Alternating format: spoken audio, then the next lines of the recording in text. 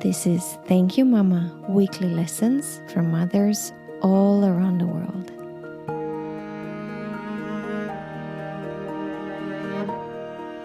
Hello and welcome to Thank You Mama. My name is Anna Teider. My guest today is Marjan Majd. And Marjan is a part of my experiment in which I interview a daughter in one episode and then a mother in the other episode to hear how lessons learned travel or don't travel through generations. Hi, Marjan, and welcome. Hi, hello, Anna. Hi. Thank you. So Marjan is originally from Iran. Marjan currently lives in Chicago. So Marjan is a pianist and she is just venturing into jewelry business. Marjan, tell me a little bit more first about the jewelry. I'm very, very curious to find out, how did you decide to start designing jewelry and how did you learn it? Actually, I'm good at designing anything, if I may say so myself. I have a strong imagination, and being an artist, you always see things deeper and appreciate beauty deeper than when you're not an artist. And I actually designed my wedding band and wedding ring and couple of rings for me and for Tara since long time ago. And then recently I designed a necklace which Tara wears from time to time and she receives compliments. And then she encouraged me to a little bit expand what I'm doing in jewelry making. Mm-hmm. And then she said, Tara, this is not an inexpensive hobby. It's expensive, it's costly. She said, we'll take one step at a time. Mm-hmm. You know, she has been giving me conseil and advices since she was 15, 16 years old. And they were all valuable to me. And I followed her. All her suggestions and conseil and advices. So anyway, I started doing a little bit this, a little bit that, designing a little bit, learning about it, and I created some beautiful, unique jewelry, which once the final touch are finished and the photos are taken in a professional way and gathered all the information, we will launch it on Etsy first. Etsy.com/shop/Marjan Majd, and then we'll continue from that point on. What are the jewels made of, and do you do everything yourself? At first, yes, but then I started working with a jeweler who has been in this business since, I think, 2 generations. And there are certain things and procedure which I don't know how to make, how to follow those procedures, and I don't have the necessary tools for them. And they're at a very high professional level, which not all the jewelers can. So I basically design the jewelry, provide the gem and the material, and then they put it together. I'm very excited to see them, and we'll put a link to your Etsy shop in the episode notes. But now let's go back to the roots. Okay. Tell me about your childhood and how you were growing up. So you grew up in Tehran. Yes. Yes. To a father who was a Muslim and a mother who was Bahai. And in the previous episode from your daughter Tara, we learned about the Bahai religion. Tell me a little bit about it. About my childhood or the faith? Tara told us a lot about the faith, so I guess about your childhood. Okay, so I leave that to her because she explains it much better. She did. And much vaster and much more efficient than I can. But we know that the Bahai faith was established in mid-1800 and is for today. The laws and principles are for today, and it's a very peaceful religion and is the most spread in the world in less than 200 years after the Christianity, and all embrace the faith on their own, on their independent search about the faith. That's one thing. We believe in all the other religion strongly. That's the other. I leave the rest to Tara. Now let's go back to my childhood. As you said, I was born in Tehran, Iran. I grew up in Tehran, and I was there till 19 years of age. I had a very, very happy joyful childhood, fortunately. My father is from northern part of Iran, Mazandaran, which is close to Caspian Sea, and my grandparents had a lot of properties in the northern part of Iran. So for every Persian slash Bahai New Year, Nowruz, and summer vacations, we would go to northern part of Iran and stay with my grandparents and had, again, the best time of our lives. And then the rest we would go to Tehran, Iran. Both my parents always encouraged us to, whatever we do, whatever we read, whatever we watch, to expose ourselves to optimism, positive thinking, and also to beauty. And I can't tell you what an important role this approach in life played for us. The more you're exposed to positive aspects of life, the more you can handle negative aspects of life, because you will have a much stronger character and much more constructive thought than if you're not exposed specifically to positive whatever. So every book I read, every movie I watch, everywhere I go, if it's about sadness or loss or this or that, I put it away. Many think it's wrong. Most people actually think it's wrong. But I had a great experience only exposing myself to positive things, movies, and of course to beauty. We were always surrounded by beauty, one way or another. Well-dressed parents, beautifully decorated house, and we're always surrounded by beauty. So whenever I go back to my childhood, it's very joyful and very positive and very constructive. That's beautiful. I am a little bit like you. I don't like exposing myself to negative things because they influence me too much. I get too, I'm like a sponge. It goes in so deep and becomes Exactly. part of me that I don't need to extra expose myself to it. It's enough to see what's going on in the world and see. Exactly, it gives you enough. You can't avoid it even if you wanted to. So as the aspect which is in our control, we better use it for positive things. Expose ourselves to positive things, to wealth, to beauty, to success, to glamour, to majestic things, to grandeur, to all of that. We better, when it's in our hands, we better expose ourselves to good things, and then it's constructive. Then you can handle downside of life, which is for everyone, much better.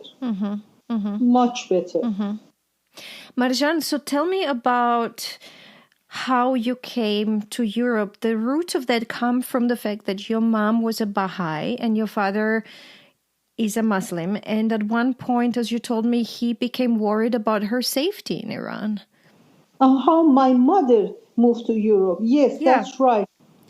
After the Islamic Revolution, my mother is also from a well-known family in Iran. Her first cousins established industry in Iran and modernized Iran to a great extent, and they're all Baha'is. So my mother started receiving threatening letters and calls.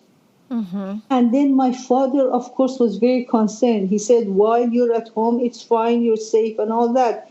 Once you leave the house, you're out of my control and there's nothing I can do because I don't know how and when and where they will harm you, and they will harm you. Many Baha'is have been martyred in Iran because of their faith.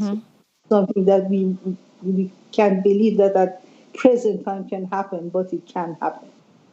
So anyway, at the time, my sister was living in Germany, in Hamburg. So she moved there, she got an apartment, and she didn't like the weather there, and she didn't know many people there. At that time, I was studying in École Normale de Musique de Paris in France, in Paris. Yeah, you left in 1976, as far as I remember. I left Iran 1976 to study, and went to Paris. yes, to study music. That's right. So she would come to Paris to visit me, and she would spend months at a time.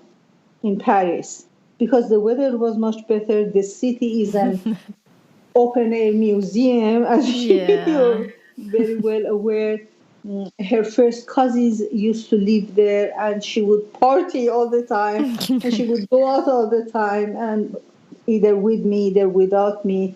Anyway, she enjoyed her life in Paris, and she would travel to Austria, to Geneva, to different countries, European countries, by train, wherever we had relatives. Or there were some Bahai events happening, Bahai conferences, Bahai schools, or whatever. Some of them we could go together. Some of them I had to stay in Paris for studies and to work. Then she would go on her own. How long did you stay in Paris? You finished your About studies in 8 years. 8 years. About 8 years. And then I got married, as I mentioned, through an arranged marriage and came to Chicago. And again, as I mentioned, I had very hard time to adjust myself to American society and to way of life and all that. And I still have very much European and Persian lifestyle because my mentality is very much Persian and European. The way I think is very European. It's not at all American. What do you think is the difference? How would you describe the difference between the... The difference between is their mentality, the way they see life, the way they live their life, the way they judge it, the simplicity and sophistication that I find in Europeans, I don't find in Americans, but the sense of business and science which exists in US, it doesn't exist anywhere else. So, each nation has its own characteristics. Yep. It's just that who you are, and based on that, you can adjust yourself to some society better than others.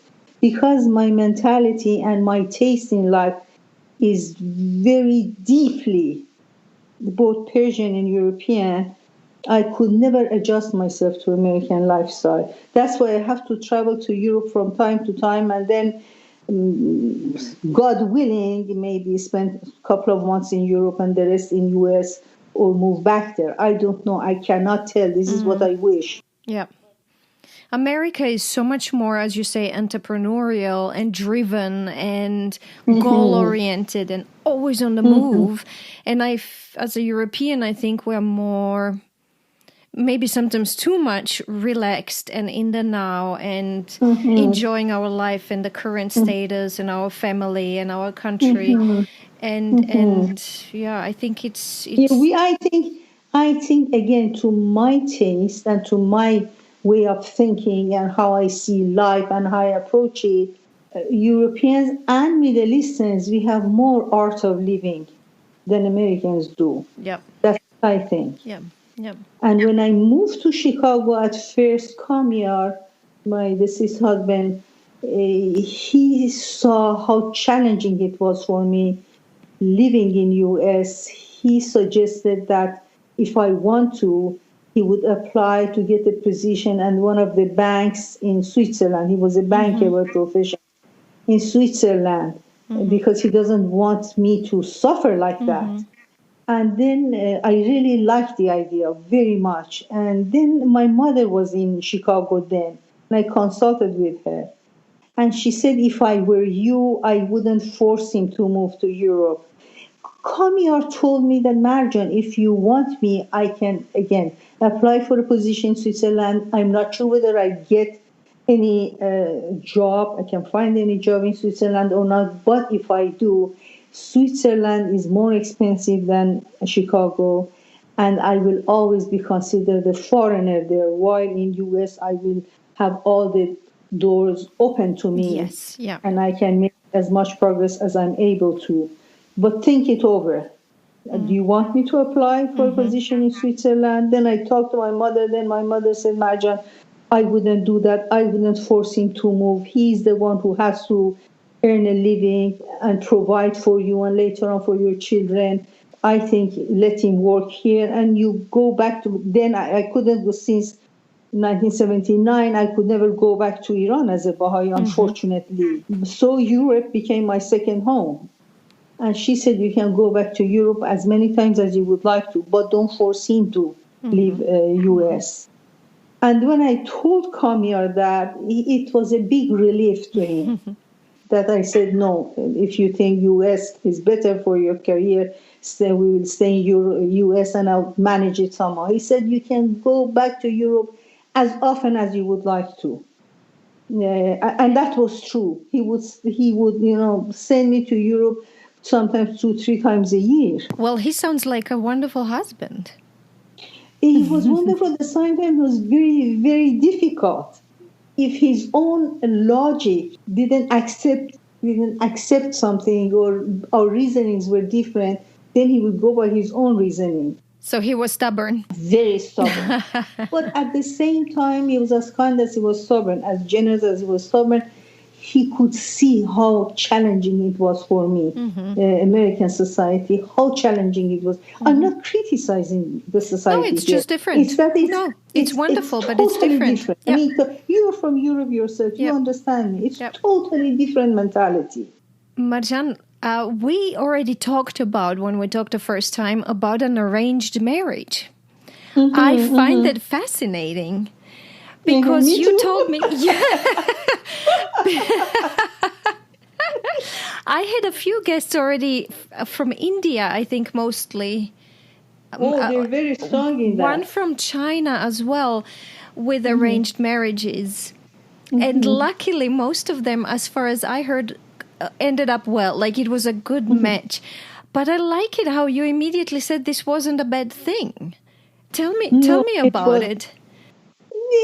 Anna, there are two kinds of arranged marriage. Again, that depends on the family. The higher the level of the family, the better it works in terms of that they don't force you. They just suggest to you. While uneducated, unfortunately, family or fanatics, they force both girls and boys. Often, boys don't want to marry what they tell him to marry to. But they force both girls and boys, or men and women, to marry. Some of them, they end up with a good marriage. Some of them don't. Our marriage, arranged marriage, it wasn't imposed on us or forced at all. They just presented us to each other. You just got introduced by your moms, as far as I understand that. Exactly. And then they left to us. I think that's a very good thing to do. Sometimes there are many suitable men and women out there that your relatives or your friends know about and you don't. What better thing to introduce them together, and then the rest is up to them. Whether it works out or it doesn't work out, it's up to them. You just introduce them to each other. I think it's a very good thing. But it fits. I heard in a few interviews until now, one mother said, don't forget you're marrying into a whole family, not just to a man. And a few mothers try to teach their daughters that they should approach marriage a little more rationally, in the sense that for a happy marriage, you should choose a husband who is very similar to you through his background and his interests and things. And I think when we are young and choose our partners, we just think with our hormones and we want to fall in love. You're right. And this is why I think that maybe sometimes listening to the more rational, older, members of our families is not necessarily a bad thing. As you said, totally not being pushed into anything, but just giving it a chance. Yeah, you're right. That's totally true. You should consider the family into which you marry also. That's totally true. Yes. So let's go back to, what is your mom's name? We didn't even introduce her name. Fahri. So Fahri had 3 children. She... we totally forgot to say how she earned her degree, which I think is fascinating for, what was it, 50s or 60s in Iran. Tell me about that. Exactly. Again, her first cousin, whom she was very, very close to, I think at some point they wanted to get married, but one of them said that you're first cousins and it's not possible. I mean, it's not right. Anyway, they remained very close, and his first cousin, his name was Sohrab. We would call him Uncle Sohrab. Sohrab was highly educated and an intellectual and well connected to, again, intellectual society in France and in England. So he encouraged her to study education through correspondence with, if I'm not mistaken, Cambridge, but I can't remember exactly. Then she would study for about 4 years with Sohrab's help. That's amazing. And she got a Bachelor of Arts in She education. got a degree. Through correspondence between Iran and England. That's amazing. Yes, those days it didn't, such a thing was, was unheard of. Yeah, it's amazing. But anyway, Sohrab made it possible. Sohrab, it wasn't something known. Sohrab made it possible. So, and then she got a job with the National Iranian Oil Company. Yes. As an assistant, executive assistant. But after she got married and had 3 children, she stayed at home. And later we heard she moved to Europe for her safety. That's totally right. Marjan, let's move to her lessons. Let's talk about what do you feel are the most important things you've learned from her? It's really difficult to say because everything I learned was from my mother and many from my father. It's very, again, as I mentioned, my faith, I would say, is the most important thing that she brought up with Bahai principles. And we owe it to her as much as we owe it to my father, who could very easily stop her from doing that. Many Muslim men do that, unfortunately. My father was among the exception that he didn't stop her from doing that. He didn't cause any problem. He encouraged her to bring up, to have a Baha'i upbringing, an upbringing on Baha'i principles. So anyway, that's the most important thing, again, to always have positive attitude and view toward life and to get help from whatever we do, whatever we read, whatever we watch, should be positive, again, to always expose us to beauty. These things seem unimportant or superficial, having taste in life, having finesse in life. But it gives you a lot of depth and strength and pleasure. These to many seem superficial, unimportant, to read positive book or movie or talk or whatever. But it makes you very strong, and arms you to be able to fight the negativity or the, fall in life. Marjan, you told me when we first spoke, I understood that you felt like the faith helps you to survive the life's ups and downs. Is it both the faith and this nurturing your life with positivity and beauty? Very much so. Very much so. Because that's one part of mentality and approach and vision. Faith is another. When they are together, then that's much more efficient. In fact, I was reading Baha'i writing by Baha'u'llah, the founder of the Baha'i faith, that he mentioned not to expose yourself to negativity. And after 60 years, I read it. I never knew that Baha'u'llah said that. Maybe my mother knew that. My father knew that. I don't know. But he encouraged us to lean toward positive side of life.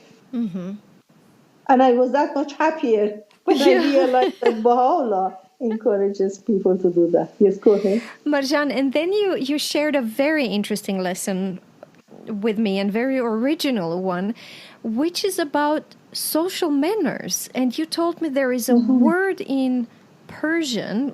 How do you say it, and what's the word in Persian? There are 2 words. One is kherad or shu'ur. Shu'ur is the slang or daily word for it. It doesn't exist, nor in English, neither in French, as far as I know. I'm pretty sure it doesn't exist. Not the quality, but the word. And the word, as we discussed, is a combination of having manner and finesse of thought. Again, that's helpful in life. And the way you treat your The way you, surroundings. yeah, exactly. The way you treat different people, different type of people, level of people, the way you approach them. That sure is so important in life. Again, so constructive, and lack of it so destructive, regardless of how highly educated you are. You told me when we first spoke how when you have this beautiful social manners that are positive to everybody around you, it enables you to have a beautiful relationship with everyone and just an easier life in your own surroundings. Well, my mother, both of them, my parents tried to teach us how much they were successful. I don't know. I'm not always successful with everybody, and every day I try to correct myself. Mm-hmm. And I try to look at myself as a second person and see where I go wrong, where I don't go wrong. Again, Tara sometimes tell me, Mommy, this is right, this is wrong, this is what you do, which is not right, which I didn't even realize it. I love it how much you're learning from Tara. It sounds like she's guiding you a lot. She's mature, Anna, very mature. You know, it sounds like something my mom would say. I'm actually playing with the thought of making a special episode for Mother's Day in which I interview mothers about what they've learned from their children. So maybe you want to be my guest again. It will be an excellent episode. Yes. What mothers or fathers learn from their children. Yes. Oh, it's a very good idea, Anna. Marjan, before we jump into the question of was there anything important your mom was not able to teach you, is there anything else you'd like to share as something important you've learned from her? I don't think so. Again, all the positive things we have, we owe us to our mothers and our fathers, I think. Being open-minded, letting us pursue our dream or whatever we like to, regardless whether it's money-making or not, whether it's expensive or not, which was our case. We could make good money out of music, but it's very expensive and very difficult field. So was there anything important she was not able to teach you that you had to learn by yourself? Financing, as I told you. They never talked about money, the importance of money. We would just spend it. Until we ran out of money, and they would run out of money, and they would say, there's no more money, manage it somehow. But it's very important, Anna. So did you learn it through your husband? Because you know Tara, in her interview, she said she's learned it from you. So now I wonder... Yes, because I learned it the hard way, Anna. Yeah. Whatever I learned the extremely hard way, some from my husband, of course, and some just from experience. Then I didn't want her, of course, to go through all, I don't know, immense mistakes that I made. And God knows the number of how much money I wasted, just because of lack of this knowledge. I didn't want her to go through. So yes, from very childhood, very small example that I can tell you quickly is that when she was 4 or 5 years old, in one of our trip to France, that she would bring everything with her. She thought that we are moving there. She was only 4 or 5. She would bring all her blankets, pillows, all the, I don't know, dolls, everything. I said, Arjan, you're coming back. Choose what you want to do. Anyway, we would go to Paris. Every boutique we went, she would say, I want this, I want that. I said, Arjan, this is the budget you have, this is the budget I have. What I do is that I go through all the boutiques and choose what I want, calculate and buy the best I can with the budget I have. We cannot go over our budget. We don't have money more than this. At 4 or 5 years old, she would go to, that was newly, the Disney shop was newly opened in Champs-Élysées. She would go there at first, she would choose, I don't know, maybe 12, 13 items. I said, no, okay, through them, choose 1 or 2 or 3. Gradually, the next year she did better. The following year she did better. And couple of years after, she would tell me, Mommy, why don't you buy this until we see that Kathy also, until we see that Kathy also. And then she would learn how to do it, and she's good at financing now. And of course, her father was massive help. Marjan, this was beautiful. Thank you so much. That's so. Let me recap the lessons, and then let's talk very shortly about what we feel Tara, like. I want to find the line, and I've already seen it's beautiful to have spoken to Tara and hear from her what she feels she's learned from you, and now to hear from you what you've learned from your mom. And you guys did inherit, you did pass on things. I wrote down from you what you've learned from your mom. First, about your Bahai faith and the strength in faith that helps you survive the life's ups and downs.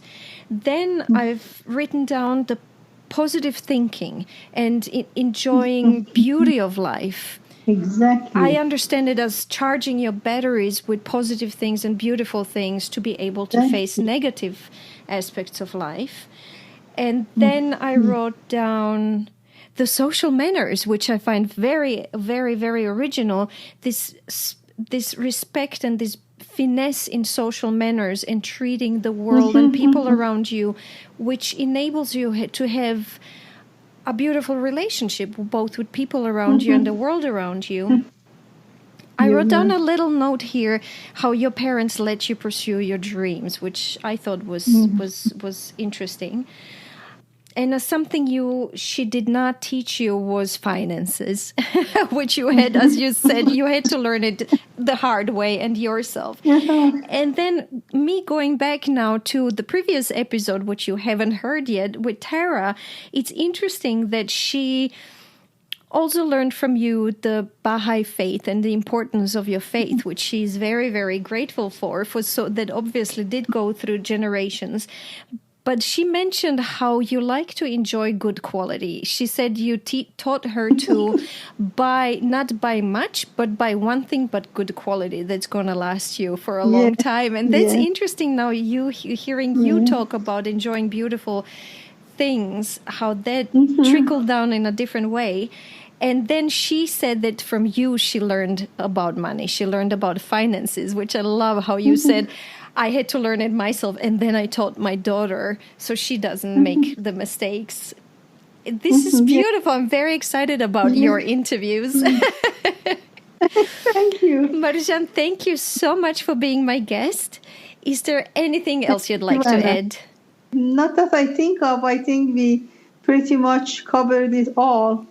And thank you very much for interviewing me, Anna. Thank you for saying yes.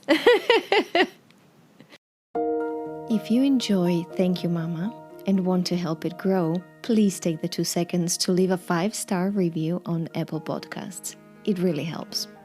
If you'd like to get in touch, you can send me a mail at info@thankyouMama.net. You can also find me on Instagram, Facebook, and Twitter under Anna Tijder, that's Tajder.